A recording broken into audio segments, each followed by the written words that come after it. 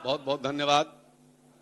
और इस महामहिम राज्यपाल जी के अभिभाषण पे संशोधन प्रस्ताव पर बोलने के लिए मुझे मौका दिया गया। इसके लिए मैं अपने बोलने के लिए विरोध में बोलने के लिए मौका दिया गया।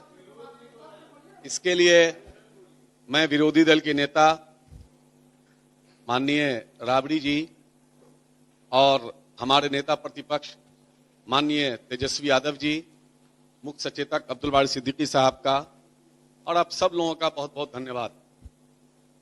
मैं इससे पहले कि इसको शुरू करूं, एक बात, चूंकि वो केसरिया पर अनिल भाई ने कहा था तो मैं थोड़ा इस पर कह दूं। एक तो कि आप और दिवेश भाई चले गए, आप लोग बार बार शेर बोल रहे थे।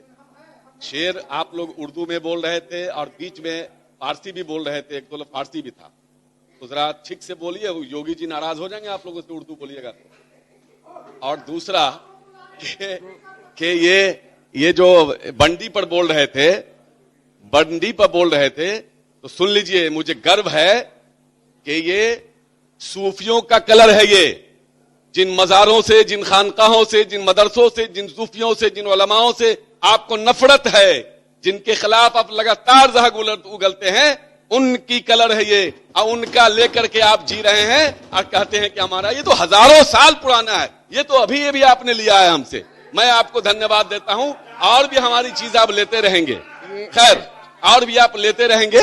बहरहाल मैं विषय पे आता हूं कि माननीय महामहिम राज्यपाल जी ने जो अपना अभिभाषण पढ़ा, उसमें मैं ये जानता हूं, सब लोग समझते हैं कि महामहिम राज्यपाल बहुत बड़े विद्वान हैं और मुझे उम्मीद थी कि इतने बड़े विद्वान होंगे तो अपनी निगाह से भी चीजों को देखेंगे और अंतरात्मा की आवाज पर जो देखेंगे वही बोलेंगे। लेकिन अफसोस की सरकार के मैं झूठा तो नहीं बोल सकता, लेकिन असत्य बातों को उन्होंने अपने अभिभाषण में रखा है। कई बातें हमारे माननीय लोगों ने कहा है, मैं बताना चाहता हूं। सबसे पहला 2459+1 कोटि के मदरसा को भुगतान करना सुनिश्चित करें। काफी दिनों से, मुझे लगता है सालों से, लगातार राष्ट्रीय जनता दल इस बात को उठा रहा है, लेकिन उनको अभी तक नहीं भुगतान किया गया है। आखिर क्यों ऐसा किया जा रहा है? एक तरफ आप बार बार कहते हैं कि हमने मदरसे के लिए ये किया, मदरसे के लिए वो किया, और दूसरी तरफ आप उनको रुला रहे हैं। यही नहीं कर रहे हैं, बल्कि जिला के डीओ जो हैं, वो पूरे बिहार के तमाम जिला के डीओ ने मदरसों वालों को इतना तबाह कर रखा है कि जांच के नाम पर उनके 50,000, 2 लाख, 1 लाख रुपया लिया जाता है, 10-10 लाख रुपया लिया जाता है और उसके बाद उनको फिर परेशान किया जाता है।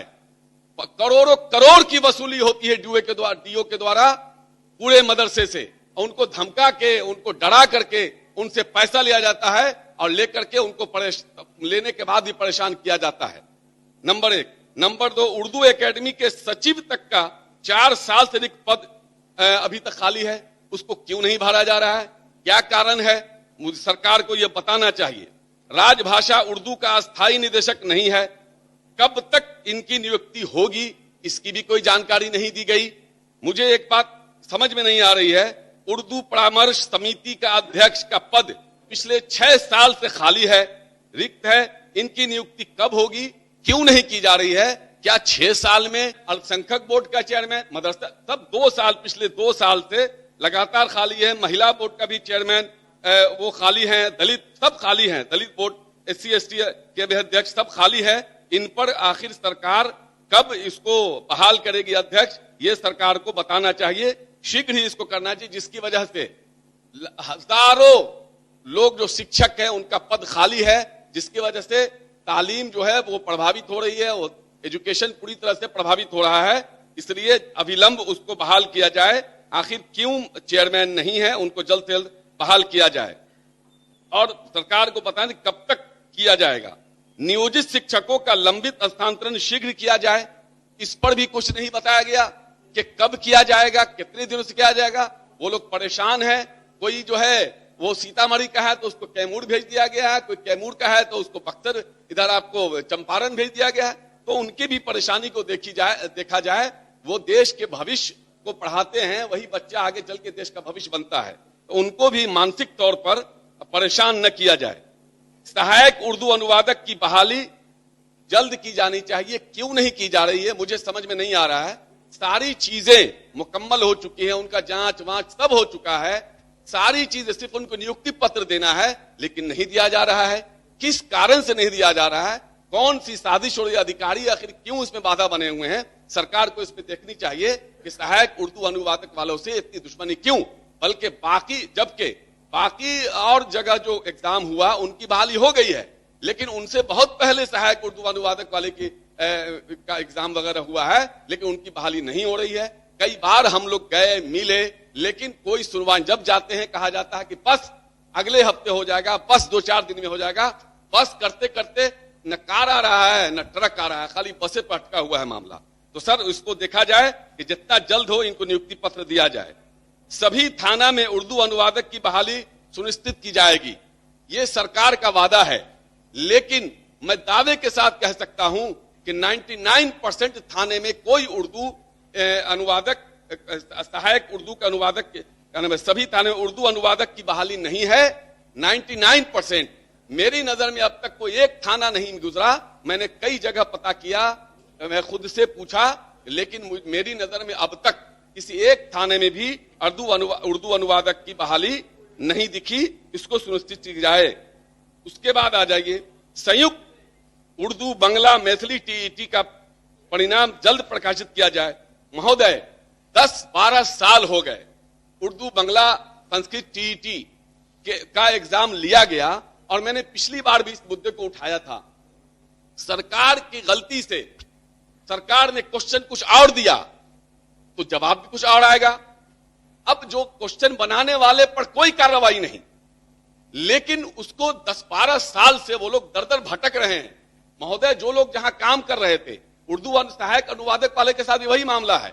जब उनका एग्जाम हो गया, सारी चीज उनकी हो गई, तो जो लोग जहां तहां काम कर रहे थे, अलग अलग देश में विदेश में, सब लोग छोड़ करके चले आए, घर बैठे हुए। इसी तरह उर्दू बांग्ला संस्कृत टीईटी वाले भी जहां जहां काम कर रहे थे, सब लोग 10-12 साल से घर आ गए कि अब मेरी बहाली होगी, और रोज आंदोलन कर रहे हैं, रोज आ रहे हैं, लेकिन उनकी कोई सुनवाई नहीं है।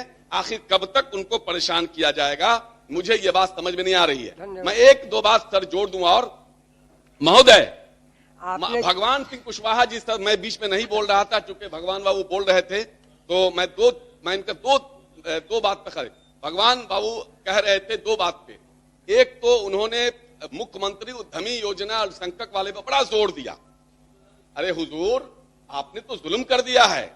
पहले मुख्यमंत्री ऋण योजना था, जिससे खोइचा वाला, ठेला वाला, अंडा वाला, गरीब से गरीब आदमी लाख रुपया, 50,000, आदरणीय लालू प्रसाद यादव जी, आदरणीय राबड़ी देवी जी के जमाने से ही खोइचा वाला, गरीब गुरबा, अंडा बेचने वाला, खैनी बेचने वाला 50,000, लाख रुपया, 2 लाख रुपया लेके अपने काम को शुरू कर लेता था, जिससे पूरे बिहार में 20,000, 22,000 लोगों को फायदा पहुंचता था। लेकिन अधिकारियों की एक साजिश के तहत यह काम हुआ कि उन लोगों को फायदा नहीं पहुंचे, वो अंडा ही बेचता रह जाए, वो अंडा भी बेचना बंद कर दे, वो ठेला भी नहीं चलाए, वो ऑटो भी नहीं चलाए, उसको भूखमरी का शिकार हो जाए वो।